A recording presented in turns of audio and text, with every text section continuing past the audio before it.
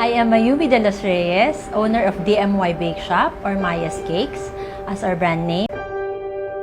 OFW po kami pareho from Singapore. We stayed there for 5 years.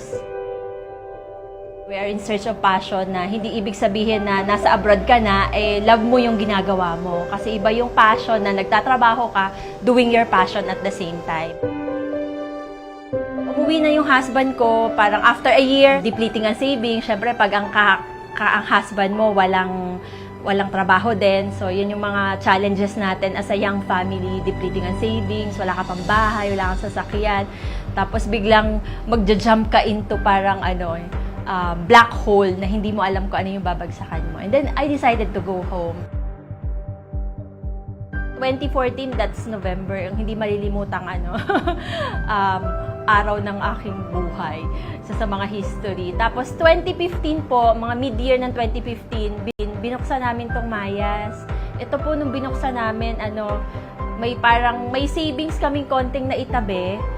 Sabi namin, bahay o tindahan. We only have 5,000 pesos in our pocket after na matayo itong tindahan. Tapos, gumawa kami ng ilang produkto na kung saan lang kakasya lang yung 5,000 namin. Na-extend namin itong tindahan namin. Tapos yung makapag-hire kami ng tao is really an achievement. Dati kasi noon kaming dalawa, 24 hours. Nagsimula tayo from Yema Spread, naging cake shop, 2016, 2017 yan. Tapos sabi ko, mag-innovate tayo. Nagkaroon din kami ng confidence in selling our products. Kaya kahit maliit tayo, nagkaroon tayo ng window na ma-expose sa bigger market. DMY Bake Shop complied with the rules and regulation with Food and Drugs Administration or FDA and follow good manufacturing practices.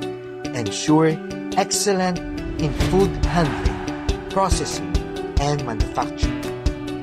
And to make sure that every products are consistently produced and controlled according to quality standard of food safety.